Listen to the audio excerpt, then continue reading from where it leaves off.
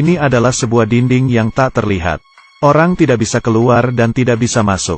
Sebuah truk menabraknya, seperti sebuah pembatas. Kepala truk masuk ke bagian belakang. Pesawat yang terbang di ketinggian juga tidak bisa terbang keluar. Sekali terbentur menjadi kepingan. Ini bukanlah hal yang paling hebat. Dinding tembus pandang ini memiliki kemampuan yang besar. Barang yang beraluminium akan langsung terhisap. Tidak peduli di badan ada barang sekecil apapun, atau lonceng yang di dalam gedung. Kekuatan hisap yang besar ini bahkan bisa menerbangkan Da Zuang yang 200 kg. Sol yang anti licin pun juga tidak ada gunanya. Tetap saja dihisap.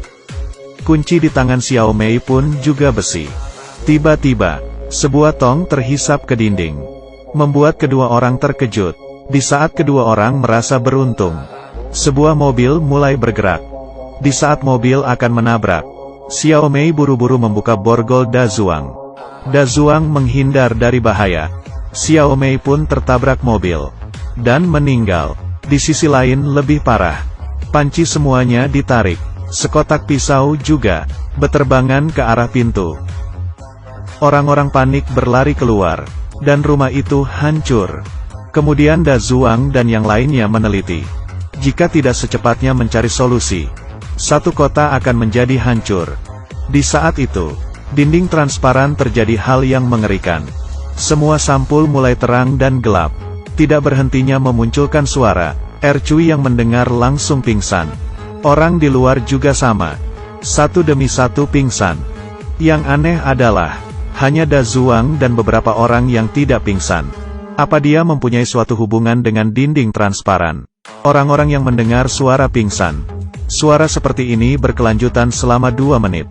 Selain Da Zuang dan beberapa orang, sisanya pingsan. Ya ampun, sebenarnya apa yang terjadi? Xiao Shuai menangis di samping anaknya. Kemudian dia memutuskan untuk gantung diri. Meletakkan tali di lehernya, dan perlahan-lahan mengatur nafas. Bersiap untuk gantung diri. Tiba-tiba, Da Zuang menghampirinya. Xiao Shuai menggunakan kakinya menendang papan, dan langsung jatuh ke bawah. Untungnya wanita ini memutuskan tali dan menolongnya. Kemudian hal yang aneh terjadi. Medan magnet dinding transparan perlahan-lahan menghilang. Orang yang pingsan pun mulai siuman. Meski semua orang siuman, tapi kemudian bencana kedua datang. Tanaman yang ditanam penduduk. Muncul sesuatu yang lucu. Mereka bisa makan makanan yang 200 kali lebih berat dari diri mereka sendiri. Ini membuat mereka meneliti.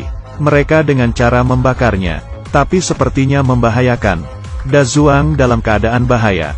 Dia menyemprot tanaman dengan pesawat. Xiao Mei bertugas memberikan Da Zuang arahan. Karena ada sedikit kesalahan, bisa membuat pesawat menabrak dinding transparan. Tapi di detik terakhir, karena jarak dengan dinding terlalu dekat, sayap pesawat idak sengaja terkikis oleh dinding. Untungnya Da Zuang tetap mengoperasikan dengan tenang. Dan pesawat kembali dengan selamat. Masalah tanaman baru saja terselesaikan. Cuaca langit mulai berubah. Semua orang kembali seperti semula. Mempersiapkan ember untuk menampung hujan. Tapi mereka bingung melihat air hujan. Ya Tuhan, air hujan ternyata berwarna merah. Apakah ini gula anggur? Seorang gadis menyentuhnya, dan langsung menariknya karena sakit. Ini adalah bencana ketiga. Setelah Xiao Mei meneliti, hal ini disebabkan oleh alga. Kemudian Da Zuang dengannya menyetir mobil ke sumber air. Lalu menyiram obat ke air tersebut. Menyiram selama sejam. Air hujan yang berwarna merah perlahan kembali normal. Dengan cepat masuk ke bencana keempat. Dinding transparan mengubah musim di dalamnya. Semuanya mulai menjadi es. Beberapa anak muda yang penasaran berjalan ke sana. Dan salah satu pria menyentuhkan tangannya ke dinding.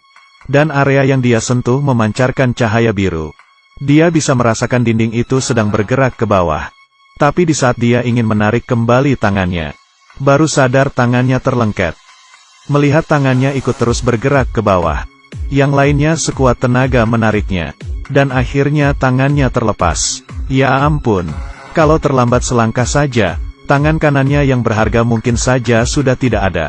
Tidak lama kemudian, setelah dinding memunculkan suara lagi, akhirnya berhenti bergerak. Beberapa orang meletakkan tangannya di dinding. merasakan fenomena aneh. Tiba-tiba, kemudian dinding mulai menyusut dengan cepat, dan tanah terbelah. Kemudian mereka di dalam hutan, menemukan lubang sedalam 50 meter.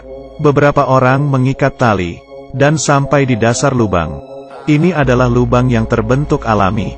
Tapi karena getaran yang tidak berhenti, mereka lebih baik kembali ke atas. Melihat sekitar lingkungan semakin parah, dan tidak berhentinya menyusut. Lubang di depan mata, adalah satu-satunya kesempatan mereka keluar. Jadi Da Zuang memanggil seluruh penduduk, untuk membagi kelompok, dan bersiap-siap untuk turun ke bawah mencari jalan keluar bersama-sama. Karena tinggal di sini, pasti akan mati. Semua orang demi bertahan hidup, tanpa ragu masuk ke dalam lubang yang dalam.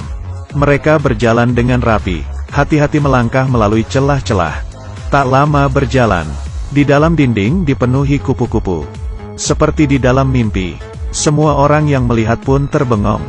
Setelah kupu-kupu dikagetkan, semuanya beterbangan, dan yang tertinggal di depan mereka bukanlah jalan keluar, tapi dinding yang ditutupi oleh batu. Ketika semua orang bingung, Da Zuang mengulurkan tangan kanannya di atas dinding batu. Lalu muncul cahaya biru, dinding mulai retak dan terbuka. Hidup terlalu lama di dalam dinding transparan. Mereka akhirnya bisa melihat titik terang. Ikuti Kiki, masuk ke dalam dunia perfilman.